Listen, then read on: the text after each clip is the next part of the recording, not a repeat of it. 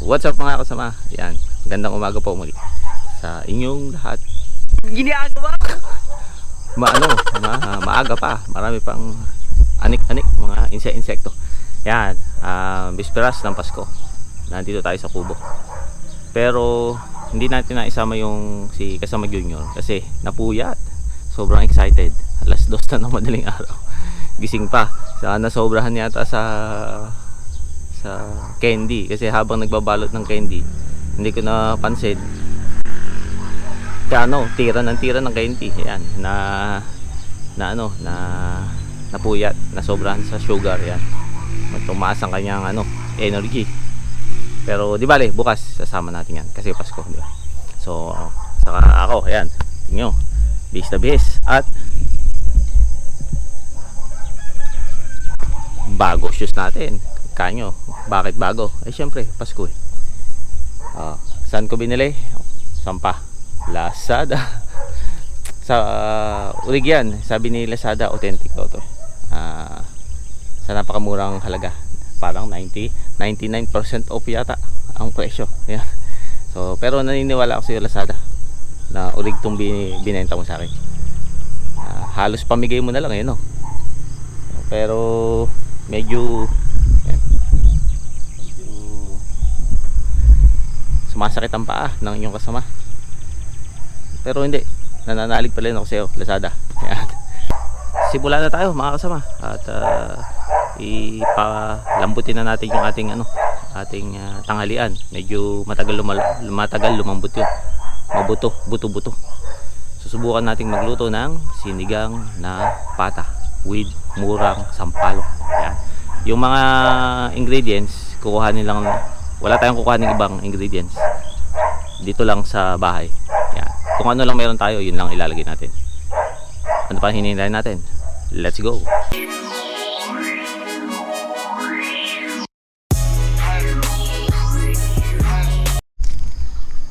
Yan mga kasama, kukuha muna tayo ng murang sampalok.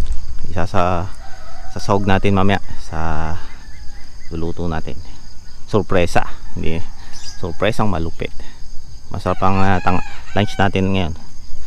Konti lang kukunin natin kasi matagal kumuha nito. Tatangaliin tayo alas 6 na ng umaga. Malay tayo sa trabaho. Kuha muna ako nito. Mamaya ka na, tapos kukuha tayo mamaya nung talong. Meron doon. Let's go. Yun, kasama. Kuha naman tayo ng yan siya na maingay. Marami gansa dito. Yan. Kuha tayo ng kalamansi, pang asim, pang dagdag asim ba, saka dagdag sarap ba. Yan. Ito, madami ng bunga yung mga kalamansi. Pitas lang ako at ingay ng mga gansa. Ito, kuha na natin yung okra. Nakapitas din.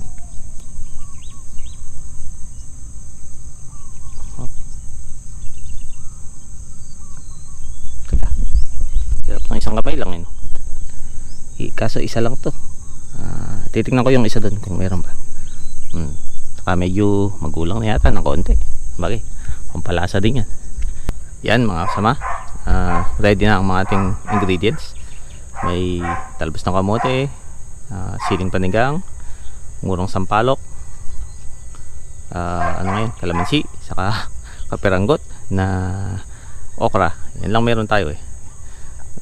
So lahat yan kinuha natin sa bahay. Yung iba dito sa kubo, yung iba dun sa bahay, yung as katulad ng pinakita ko sa inyo. Tapos pinakulo na natin tong yung ating pata. Yan, lagyan natin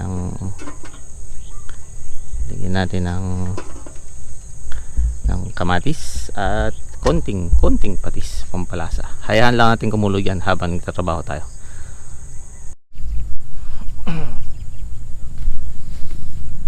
Ayan mga kasama, tatago lang tayo dito sa lilim. Ang aga-aga, alas 7 pa lang. Sobrang init na. Katulad nga sabi ko kahapon, ay kailan ba yun? Kahapon ba? Kamakalawa pala. Nautusan tayo Ang dumi ng lens ko. Nautusan tayo na humukay ng kamote. Oh, kamoteng kahoy. Yan, mukhang promising tong isa na to eh. Susubukan nating hukayin. Tingnan nyo. Oh. Siyempre, tinanggal ko yung bagong shoes natin. Ano, madudumihan. Mapuputikan, di ba? So, tingnan natin kung may laman to. Ayan, mga kasama, positive. Meron tayong makukuha. Ito, isa. Saka, ayan, malaki din. Itong maliit, mamaya kapag nahukay na natin to, yung malaki, tatabunan ulit natin, di ba? Para next year, meron ulit tayo. Hukayin na natin yan.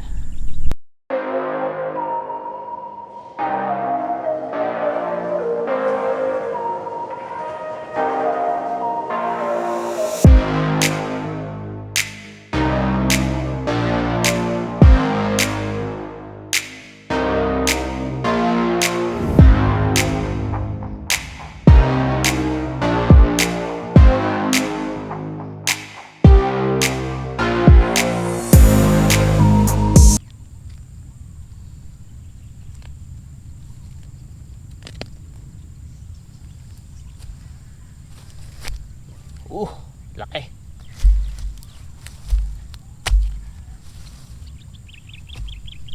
Pwede pa. Ayos. Naka dalawang malaki saka isang maliit tayo. Pwede na siguro yan. Kasaba cake, no? Balik na tayo sa kubo. May mga nagtatanong, madali lang bang humukay ng kamuting kahoy? Ay sos, madali lang. Tingnan mo nga itsura ko. Tingnan mo nga itsura ko. Ganyan. Di ba? Easy lang mga na humukay ng kamote.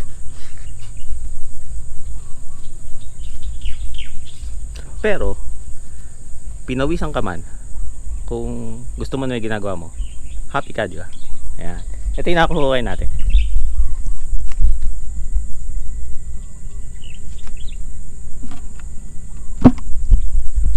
Oh, di ba? So siguro mga ano to, mga 3 kilo. Kung binili ko sa palengke to, teka lang ha, pasensya na, pupunas tayo, mainit eh. Kung binili ko sa palengke to, sandali lang nagkaroon tayo ng kamuting kahoy. Pero hindi naman yung goal natin eh. Ang goal natin is self-sufficiency. Ika nga sa English, ano pa Tagalog sa self-sufficiency? Pakainin mo sarili mo, yun na lang. Oh, di ba? So meron na tayong pang kasaba, yung kapatid ko, si Utol, meron ng pang kasaba cake, pang Pasko. Yan. Totoo naman yung sabi nila na madali lang yan kung may pera ka, di ba? Pero hindi naman lahat nabibili ng pera. Isang exercise ko naman to, pawis ko, di ba? Paghuhukay ng kamote.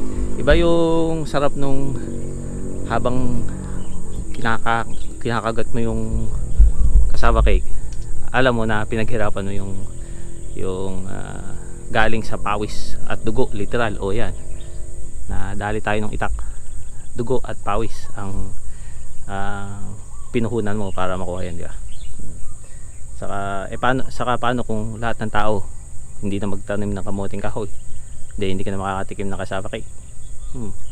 Kaya ayos to. Medyo late na tayo. Magtatrabaho muna ako at mamaya pag katapos ko magtrabaho, check natin yung niluluto natin. Luto na ang ating tanghalian. Pasensya na, hindi ko napakita sa inyo yung mga kung paano ko niluto. Medyo na-busy sa trabaho. Actually, nagtatrabaho pa nga ako. Yun. I-ano lang natin to. Check lang natin kasi luto na. Oops. Oh lala.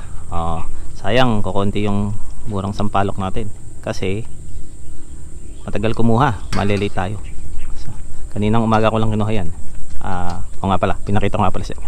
Titikman natin, wait lang. Siyempre, iikot natin. Kailangan kasama yung pagmumukha natin. Yan.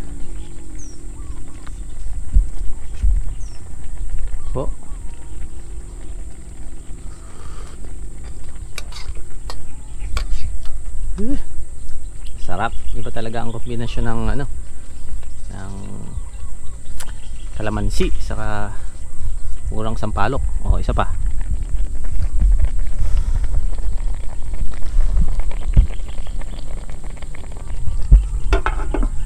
Sarap.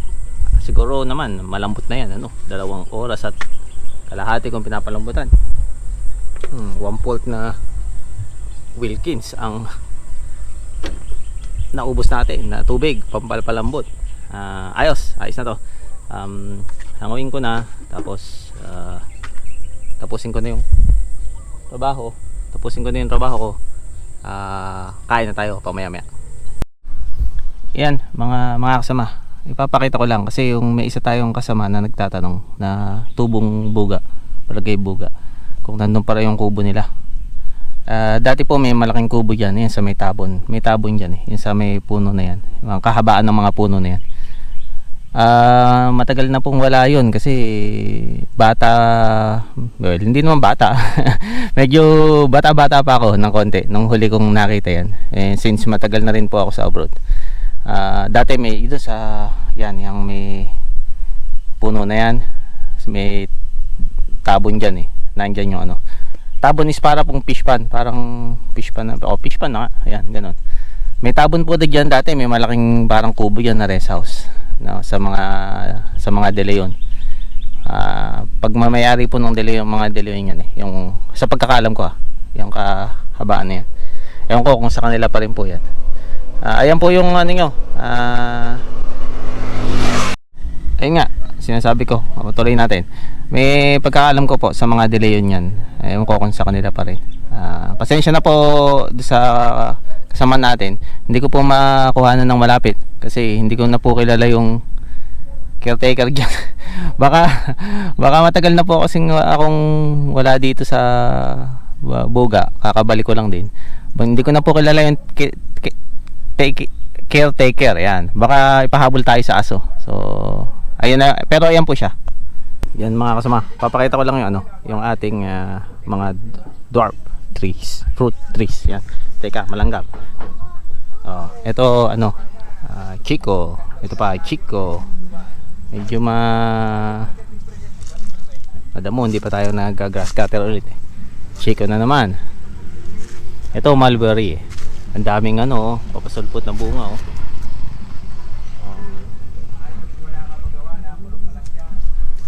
Yan Naitumba to ni Bagyong Ulysses, kaya ganyan ang itsura. Wala ng dahon.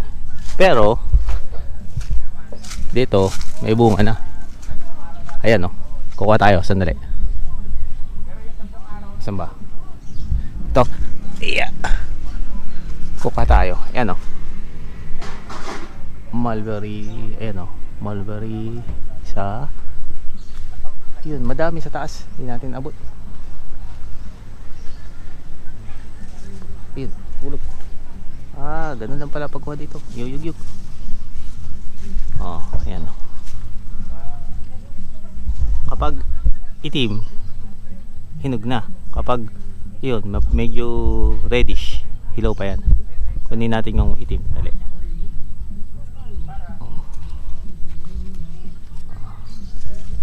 Hulog kaya kailangan malinis dito para nakikita natin mga nahuhulog sa kawalan lamok. Dami pa dun sa taas ayun mataas saka na tayo kukuha.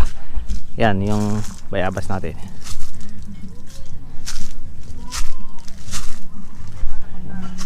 Yung mga kalamansi nandito sa kabilang side. Ayan, Chico. Ito ang daming Chico dito. Yung pa Chico. Saka may tayo.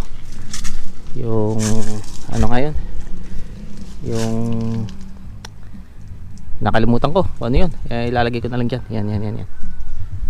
Saka ayun yung natin. Etong avocado natin. Yan. Nadali din ni Ulysses. Pero buhay pa. Namumunga na yan. Pero yan. Ayun yung patay na nadali ni Ulysses. Nabangal. Kuha tayong papaya. Mauwi sa bahay. Ito, pwede na to. May sinag na. Kunin ko na rin itong isa na to. Iwan ko dito sa bahay. Meron pong nag-comment sa atin na isang kasama natin na parang masarap daw po ang magluto sa palayok. Bigla akong naalala may palayok nga pala kami. Ayan, kitang kita naman na Oh, ayan, di ba? Kung gaano katagal nang hindi ginagamit yung palayok na yan. May agyo-agyo pa sa loob. Oh, parang hunted palayok. Pero wala na siyang takip. Pero madali lang gawa ng paraan yan. Kahit takip ng kaldero, pwede nating takpan yan. Masarap ditong sigang-sigang, di ba? Dapat yung niluto natin kanina, dito natin niluto. Ngayon ko lang naalala kasi comment yung isa nating kasama. Sa isang araw, makapasko, yan. Lulutuan natin yan. Nangangamoy fiesta. Yan. Ayos, di ba?